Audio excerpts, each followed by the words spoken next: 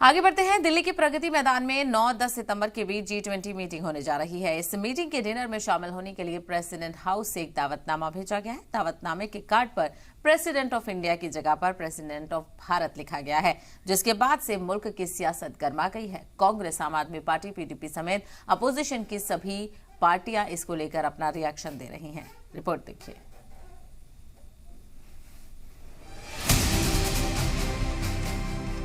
हमारे मुल्क का नाम क्या है? भारत, इंडिया, हिंदुस्तान, आर्यवर्त, जम्बूद्वीप।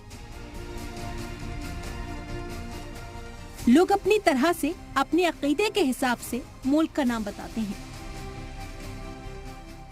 लेकिन जब 26 जनवरी 1950 को मुल्क में आईन नाफिज हुआ, तो हमारे आईन के पहले आर्टिकल की पहली लाइन कहती है, भारत अर्थात इंडिया राज्यों का संघ होगा।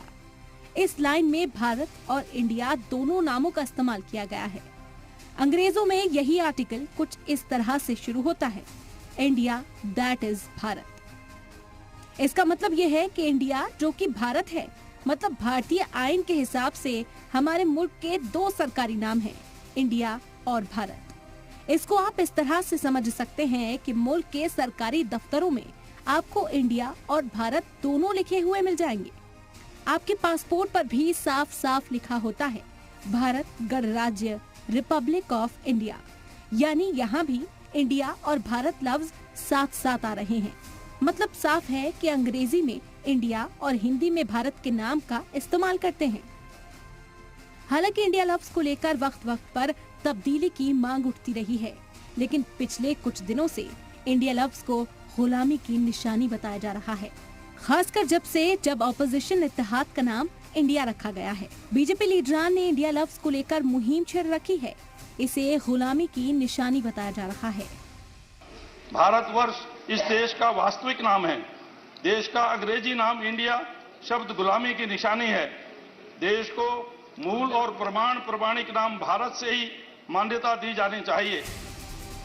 बवाल तो तब शुरू हुआ जब G20 के दौरान प्रेसिडेंट हाउस में मुनक़द होने वाले डिनर का दावतनामा वायरल हुआ।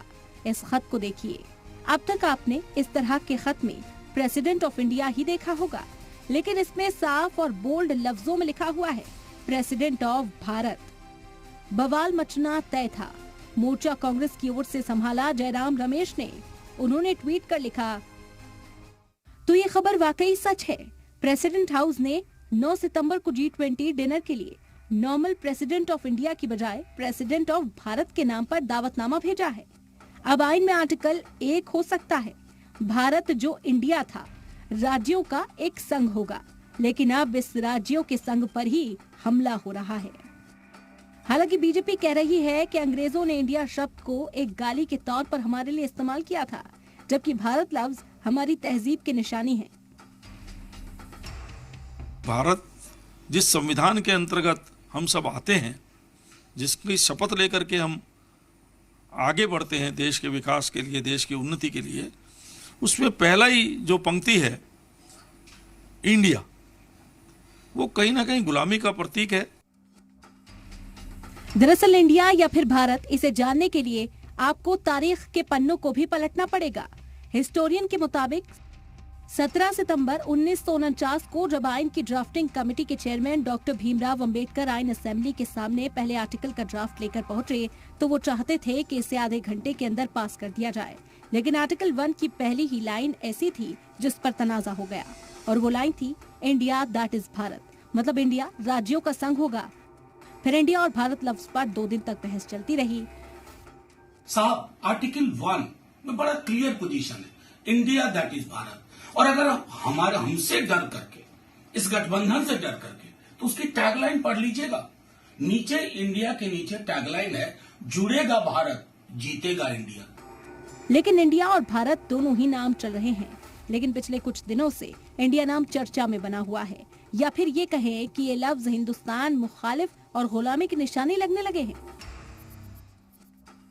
हुकूमत की ओर से 18 से 22 सितंबर के बीच पार्लियामेंट का स्पेशल सेशन बुलाया गया है।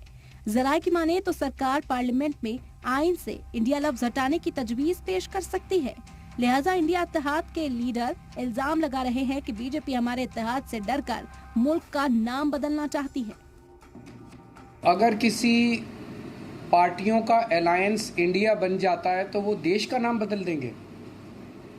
देश तो 140 करोड़ लोगों का है, किसी एक पार्टी का देश थोड़ी है। कल मान लीजिए इस इंडिया अलायंस ने अपना नाम बदल के भारत रख लिया, तो फिर भारत भी बदल देंगे। अब असम के सीएम का एक ट्वीट देख लीजिए, जिसमें उन्होंने भी प्रेसिडेंट ऑफ भारत लफ्ज का इस्तेमाल किया है। बीजेपी लगातार गुलामी की निशानी को हटाने की बात करती आई है, चाहे वो राजपथ का नाम बदलकर कर्तव्य पथ करने की बात हो या फिर दिल्ली की औरंगजेब लेन का नाम बदलकर डॉक्टर एपीजे अब्दुल कलाम लेन करना हो।